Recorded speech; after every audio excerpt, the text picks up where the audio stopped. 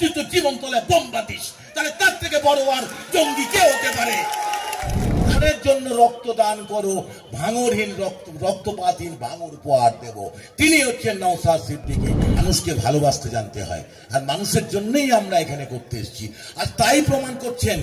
এবং আমাদের রাজ্য কমিটির নেতৃত্ব এবং সর্বোপরি সামনে উপবিষ্ট যারা আমাদের পার্টি ইন্ডিয়ান সেকুলার ফ্রন্টের সম্পদ যোদ্ধা, যাদেরকে দেখে আমরা নেতৃত্ব প্রেরণা পাই, তাদেরকে আমি প্রথমে সংগ্রামী অভিনন্দন জানাই আজকের এই সভা থেকে। আমি ঠিক 10:05 এখানে নেমেছি। প্রথমেই এসে মনে পড়ে গেল, আরে এটা তো সেই জায়গা যে জায়গায় পুলিশ ব্যারিকেড করে দিয়েছিল, আমাকে আর আমার প্রেসিডেন্ট শামসুল আলী মল্লিককে আটকে দিয়েছিল।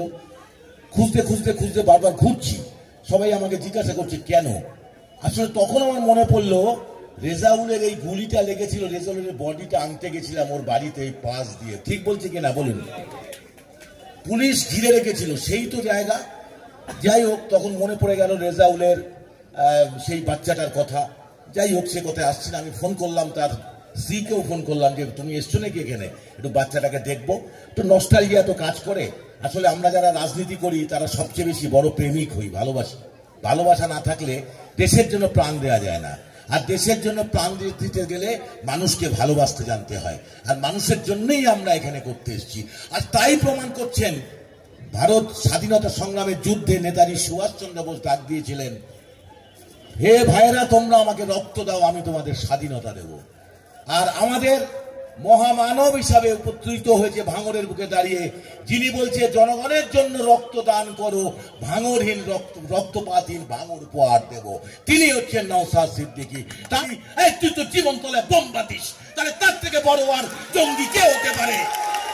তাকে জিজ্ঞাসা করবেন তার লোকদের, জঙ্গি ডেফিনেশনটা কি, কোন ডেফিনেশন জঙ্গি?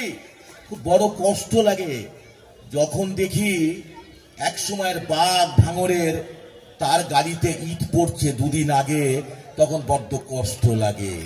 কাক কাকের মাংস খায় না, কিন্তু একমাত্র পার্টি তৃণমূল তার তৃণমূলের মাংস খায়। সেটা প্রমাণ করছে পশ্চিমবঙ্গের মাটিতে প্রতিদিন।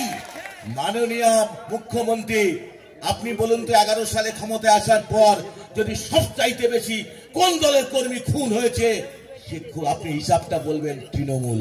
কারা খুন করেছে? তৃণমূল। কারা চুরি করেছেন? তৃণমূল। খুন হয়েছে চুরির হিস্সা দেয় বা না পাওয়ার দায়ে, জেল খাটছে কে? তৃণমূলের মন্ত্রীরা। এরপরেও আপনি বলছেন জনগণ আমার সাথে আছে। 26 সাল তার উত্তর দেবে। দয়া করে দাদা দিদির সেটিংটা যদি বন্ধ করা যায়, তাহলে 26 সালে পশ্চিমবঙ্গের জনগণ আপনাকে কি করে নবান্ন থেকে নামাতে হয় তার প্রস্তুতি এই রক্তদান উৎসব। সুতরাং ভাববেন না আমরা চুপ করে বসে থাকবো। নওশাদ সিদ্দিকী আপনাদেরকে যে উপহার দিয়েছে, যে সঙ্গে প্রথমে এখানে তিনি জেতার পরেই তিনি উপহার দিয়েছেন আপনাদের, যে সন্ত্রাসহীন ভাঙর তৈরি করব, রক্তপাতহীন ভাঙর তৈরি করব, তার নিদর্শন প্রতি বছর তিনি রাখছেন। আমি পার্টি লিডার হিসাবে, রাজ্য কমিটির একজন নেতা হিসাবে, পার্টির প্রতি দায়িত্বটা থাকার সুবাদে নওশাদ সিদ্দিকীর দায়ও কিন্তু আমাদের দায়, পার্টির দায়। সেই হিসাবে বলবো, একটা জিনিস আপনারা মাথায় রাখবেন, বিরোধী রাজনীতি করতে গেলে অনেক কসরত লাগে, বিরোধী রাজনীতি করতে গেলে সততা লাগে, নিষ্ঠা লাগে, প্রাণ দেওয়ার শপথ নিতে হয়, জেল খাটার শপথ নিতে হয়। তার একটাই কারণ, আগামী দিনটাকে সুন্দর করে তোলবার জন্য স্বপ্ন দেখতে জানতে হয়। যে মানুষ স্বপ্ন দেখতে জানে না, সে রাজনীতি করতে পারে না, সে দেশকে ভালোবাসতে পারে না, সে তার পরিবারকেও ভালো রাখতে পারে না। আগামী দিনের সুন্দর সমাজ ব্যবস্থা তৈরি করবার জন্যই প্রয়োজন হে মহামানব একবার এসো ফিরে, যদি একবার চোখ মেলে দেখো এই গ্রাম শহরের ভিড়ে, এখানে মৃত্যু হানা দেয় বারবার, লোকচক্ষুর আড়ালে এখানে জমেছে অন্ধকার। হে মহামানব একবার ভাঙরে এসো। সেই মহামানব বসে আছে আপনাদের মাঝে। যদি সেই মহামানবের হাতে ক্ষমতা তুলে দেন, পশ্চিমবঙ্গের নতুন যুব সমাজের আইকন হিসাবে আগামী দিন পশ্চিমবঙ্গকে কিভাবে তৈরি করতে হয় আইএসএফ জানে, আইএসএফ এর চেয়ারম্যান জানে। প্রতিদিন আপনাদের মধ্যে কাজ করতে করতে উনি যেমন শিখছে, আমরা তেমন শিখছি, আপনারা শিখছেন, শেখার শেষ নেই। আর পৃথিবীর অর্ধের আকাশ জুড়ে থাকে নারীরা, সে নারীদেরকে সসম্মানে আপনারা যে জায়গা করে দিয়েছেন আজকে, আমি নিজে আপ্লুত, আমি বিস্মিত। কারণ আমার প্রথম রক্তদান হয়, আমি শুটার ছিলাম, রাইফেল শুটার ছিলাম। সেই শুটিং করতে করতে 18 বছর বয়সে প্রথম রক্তদান দিই। তারপরেই রক্ত দিতে চলে যাই ভেলোরে, বেড টু বেড। তখন আমার সাথে 2 জন লাগবে, আমি হাতে পায়ে ধরে 2 বন্ধুকে নিয়ে গেছিলাম সেই চেন্নাইতে ভেলোরে রক্ত দিতে।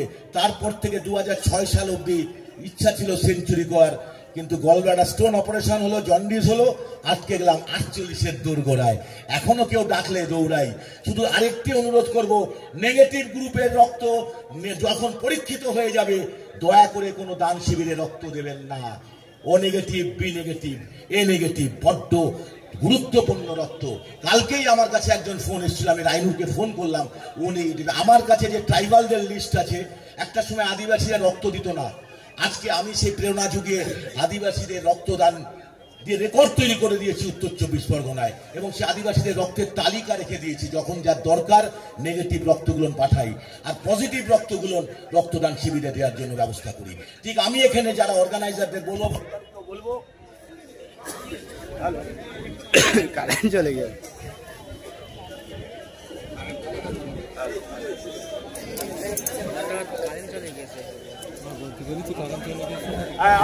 আমি আপনাদের কাছে বলবো, যারা অর্গানাইজার তারা একটু মাথায় রাখবেন, নেগেটিভ রক্ত যাদের আছে তারা সব সময় রক্ত দেবেন না। তারা চেষ্টা করবেন পেড টু পেড রক্ত দেওয়ার। অনেক হসপিটাল থেকে ফেসবুকে আমরাও পোস্ট করি, আমি নিজেও পোস্ট করি, কারণ ওয়েস্ট বেঙ্গল ভলেন্টিয়ার্স অ্যাসোসিয়েশনের সাথে আমাদের যোগাযোগ রয়েছে।